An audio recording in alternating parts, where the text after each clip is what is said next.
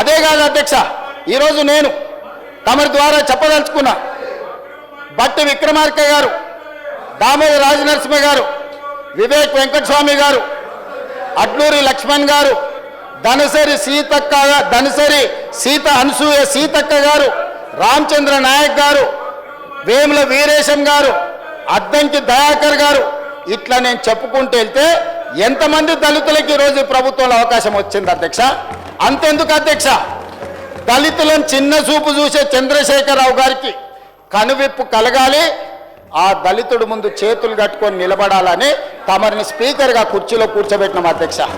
ప్రతి క్షణం ఏ దళితులనైతే చంద్రశేఖరరావు గారు వారి పార్టీ అవమానించిందో ఆ దళితుడు ముందు నాకు మైకు కావాలి, మీరు కరుణించండి, మీరు దయ చూపండి, ఇన్నాళ్ళు నేను చేసిన పాపాలకు ఈనాడు శిక్ష అనుభవిస్తున్నా అని మీ ముందల చేతులు కట్టుకునే విధంగా మిమ్మల్ని ఈరోజు స్పీకర్గా మా ఎమ్మెల్యేలందరూ మా పార్టీ తమరిని ఆ కుర్చీలో కూర్చోబెట్టారు అధ్యక్ష.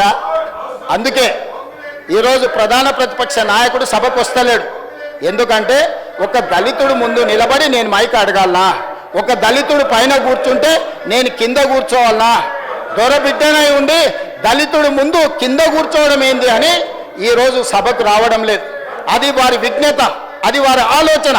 పోని ఆయనకు అహంకారం ఉంది, వయసు మీద పడ్డది, లేకపోతే మనకంటే వయసులో పెద్దోడు అని ఆయనను కొన్ని విషయాలలో మనము చూసి చూడనట్టు ఉన్నా వీళ్ళకేం పోయే కాలం అధ్యక్ష?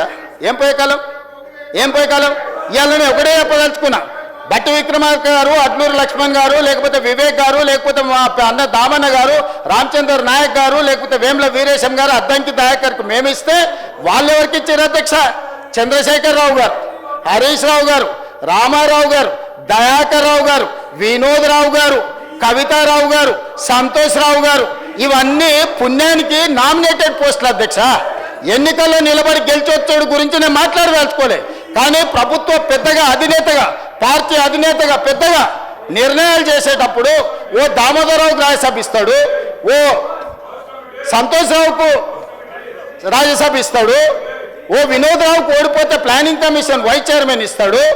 వీళ్ళు నలుగురు మంత్రులు ఇదే సభలో చంద్రశేఖరరావు, హరీష్ రావు, తారక రామారావు, దయాకర్ రావు మంత్రులుగా ఉంటే అటువైపున అట్లుంటే ఇటువైపున బట్టి విక్రమార్క దళిత్, దామోదర్ రాజనరసింహ దళిత్, వివేక్ వెంకటస్వామి దళిత్, అడ్లూరి లక్ష్మణ్ దళిత్, వేముల వీరేశం దళిత్, ధనసరి అనసూయ సీతక్క ఆదివాసి, అదేవిధంగా రామచంద్ర నాయక్ లంబాడ, అద్దంకి దయాకర్ దళిత్. మా టీం చూడండి, వాళ్ళ టీం చూడండి అధ్యక్ష. ఇది నీతి జాతి. వాళ్ళొచ్చి ఒక qualified educated minister, sober personality, Venkataswamy గారు లేకుంటే తెలంగాణలో ఇవన్నీ అభివృద్ధి జరిగినాయా? ఒక రాజకీయ వారసత్వము, ప్రజలకు సేవ చేసిన కుటుంబం నుంచి వచ్చిన మంత్రిని, ఆ మంత్రిని గెలవనిస్తలేరు అధ్యక్ష, మాట్లాడనిస్తలేరు. అంటే స్పీకర్గా తమరు సభను నడపలేరని వాళ్ళ పోడియంలో కూర్చున్న దాని వెనకాల రాజకీయం లేదు అధ్యక్ష, రాజకీయ కుట్ర ఉన్నది. ఒక దళితుడు స్పీకర్గా ఈ సభను నడపలేడు, దళితుడు సభనే నడపలేనప్పుడు స్పీకర్గా కొనసాగొద్దు అనే కుట్ర కోసం ఈ రోజు సభలో పోడియంలో కూర్చున్నారు అధ్యక్ష. ఇది దళిత వ్యతిరేక విధానం అని నేను చెప్పదలుచుకున్నా అధ్యక్ష.